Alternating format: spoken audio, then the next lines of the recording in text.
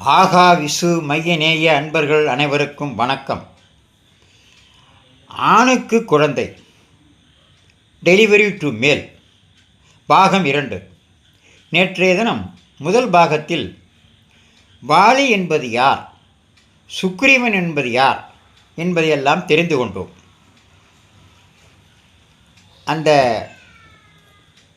அருணன் தேவலோகத்திற்கு மோகினி வடிவத்தில் சென்ற பொழுது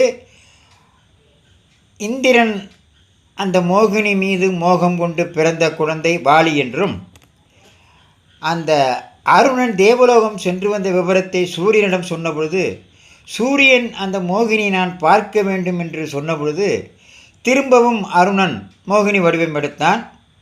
இதை கண்ட சூரியன் மோகம் கொள்ள ஒரு குழந்தை பிறந்தது.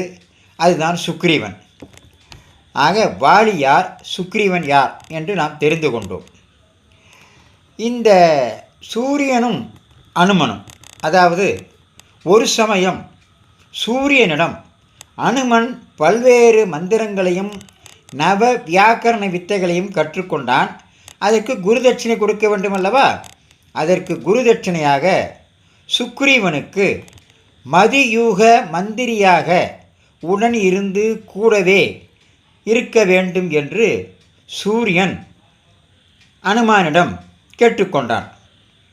அதாவது சூரியனாகிய குரு சிஷ்யனான அனுமானுக்கு இந்த கட்டளையை இட்டார். அதனால்தான் சுக்ரீவனுக்கு துணையாக இருந்ததுடன் இன்று உலகம் முழுவதும் ராமநாமம் கூறப்படுவதற்கு அனுமன்தான் முக்கிய காரணம்.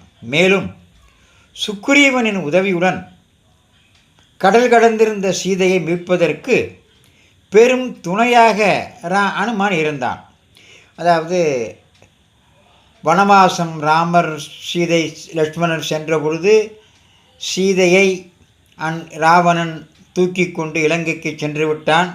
அதனால் சீதையை கண்டறிந்து அவளை மீட்பதற்காக அனுமானை ராமர் இலங்கைக்கு செல்லுமாறு பணிக்க அனுமானும் கடல் மார்க்கமாக இலங்கைக்கு சென்று சீதையை கண்டான் என்று பார்த்தோம்.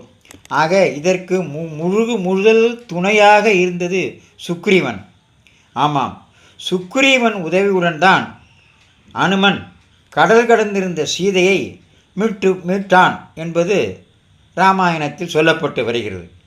ஆக வாலி யார், சுக்ரீவன் யார் என்று தெரிந்து கொண்டோம். இதையெல்லாம் லைக் செய்யுங்கள், சப்ஸ்கிரைப் செய்யுங்கள். மீண்டும் நாளை சந்திப்போம். நன்றி.